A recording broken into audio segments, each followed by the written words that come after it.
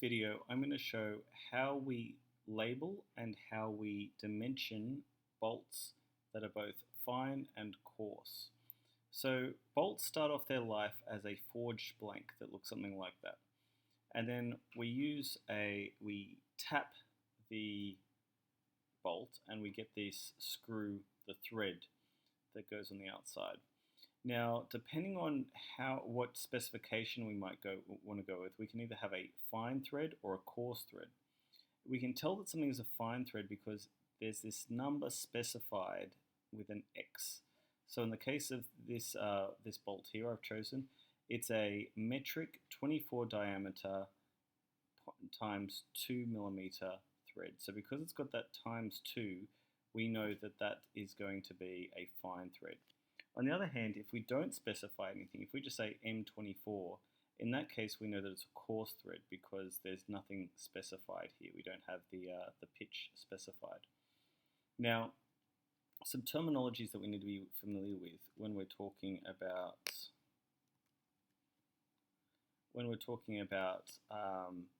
bolts. So first of all, we have the pitch. The pitch is the distance between these two locations, so from a high point to high point. Now, in actual practice, the cut of the thread is not as spiky as it might be shown there, but we're going to go with that picture. I think it's a good explanation of the different parts. So the pitch is only specified for fine bolts, and it's the number after the X. So if we go back here we can see that the pitch on this thread is a 2.0 millimeter pitch for that fine thread. So pitch is only specified for fine threads, for fine bolts and the fine threads. Alternatively, if we have a coarse thread, we know the depth. Now the depth, we use the letter H for depth, and depth is given as the diameter of the bolt. That's the first number. So in our case, we're using M24 bolts, so they have a diameter of 24 millimeters. We know that the depth of the bolt, now that's the distance from the high point to the low point on the thread, is 1/10 of the diameter. Now, what we usually are most interested in is knowing the minor diameter, or d-min. Now, for a fine bolt, we can use, it's going to be the diameter minus the pitch. So to go back to this example here, the diameter is given as 24, the pitch is given as 2 millimeters. So our d-min is going to be 24 minus 2, which is going to be 22 millimeters. For a coarse thread, the d-min is going to be 0.8 times the diameter. So in this case, we've got an M24 bolt. Our d-min is going to be 0.8 times 24 is 19.2 millimeters.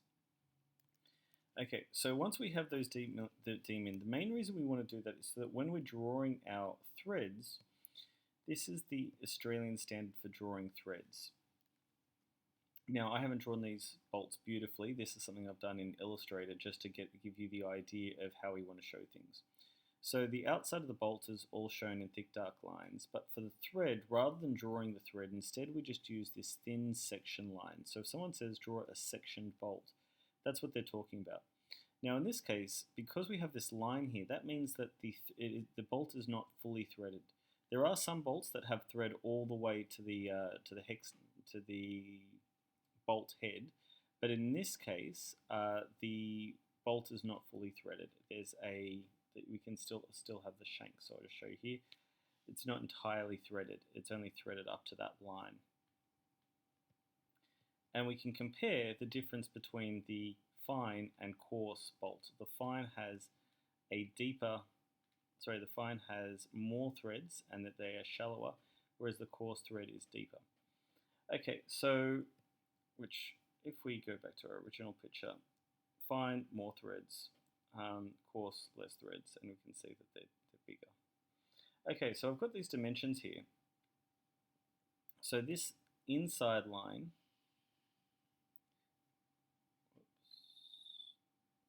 is going to be our d-min, which for a fine thread is d minus p, 24 minus 2.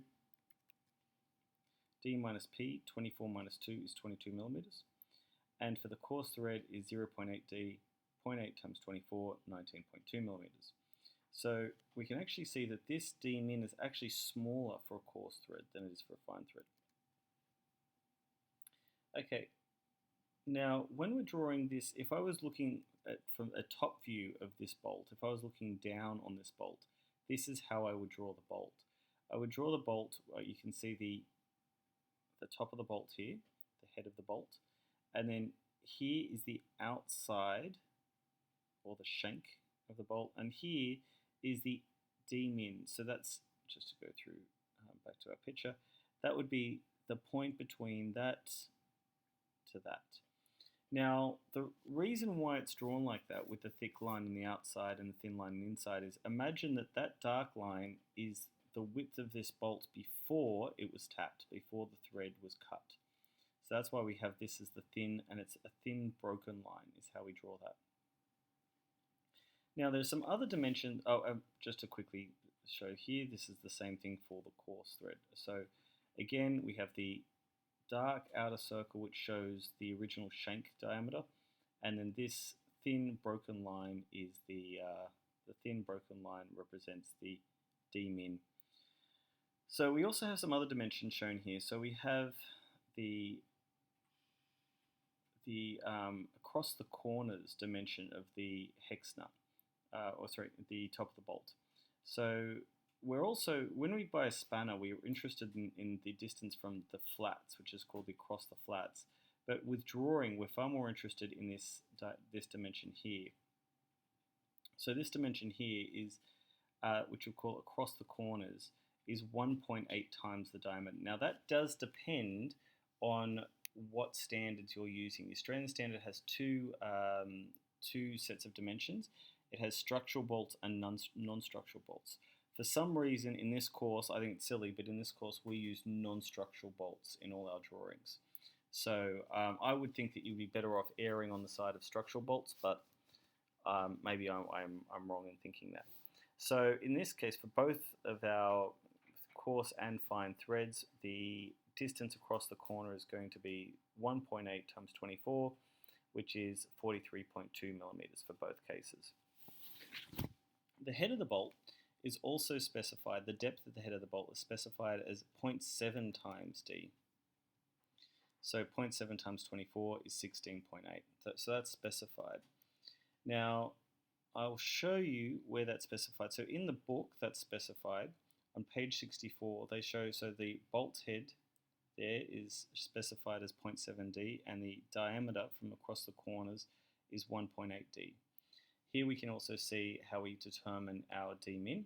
So that for a fine bolt, if we know the pitch, we specify the depth of the bolt as pitch, half the pitch, or otherwise for where the pitch isn't specified, so for a coarse bolt, the depth, which we use the letter H, is D divided by 10. Now they also show the dimensions for hex nuts, lock nuts, and washers. Washers have a wider diameter than the head of the nut, or the head of the bolt. And that's because the purpose of the washer is to spread out loads to reduce the stress. So I'm going to show you, before we go back, that this is where we see the standard specified in the drawing stand, the ACE 1100. On page 207, in table 9.2, we can see the specification for how we should dimension our bolts, with the dark outside line for the shank diameter, and then the thin broken line for the D min. And for hex nuts, the hex nut, we can see that the standard does specify both rounded nuts and straight nuts. Now my understanding is in the HSE you should always show straight nuts.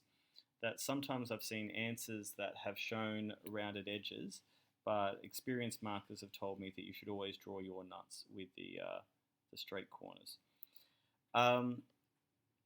So if we just have a look here, that the specification for these dimensions, across the flats and across the corners, for all nuts except structural nuts, is 1.8 times diameter, whereas For structural nuts, it's twice the diameter. Don't worry about the structural ones. We're going to be focusing on, in this subject, we always focus on non-structural bolts, which is what we have on page 64. So I'll go back to our drawing, and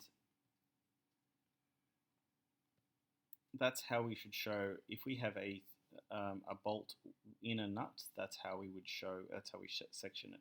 Now, it's worth pointing out that the top view is actually the opposite of the top view for the bolt. Where with the bolt we have the thick unbroken line on the outside. For the bolt, the shank, or the forged piece of metal, is going to be this inside diameter, the D min, and then once we tap that nut, we're going to that will be set to the diameter, the outside diameter, the 24 millimeters. Okay, so one last thing I want to show is that if we have something threaded into like a ferrule, so this is where sometimes we bolt into an object. So this could be like a piece of IKEA furniture, or it could be a steel plate, a locating plate. There's different times when we might want to have a section that's threaded that we're going to screw our bolt into. So in this case, when we section, we only section the threaded part that doesn't contain a bolt. When we have a ferrule or some sort of threaded section that contains a bolt, we don't section it. We only section the empty location, and I'll just show you where that's specified both in the book and in the standards. So in the standard, that's specified on page 212 on table 9.4, and you can see, so this is the bolt that we're inserting, and this is the threaded section, the threaded steel part, and this is how we show it in a drawing to Australian standards, a section drawing. So we can see that the hatching, the thin lines will go into the thread and stop, and they don't go at all into the bolt. We don't ever section the bolt. So in the book, that's in the Copeland textbook, that's on page 142, where we can see that this bolt has been threaded into a threaded section, and we can see the section lines are shown for the empty part of the thread, but where the bolt is inserted, we don't have any sectioning lines. We don't have any hatching. Okay, thanks.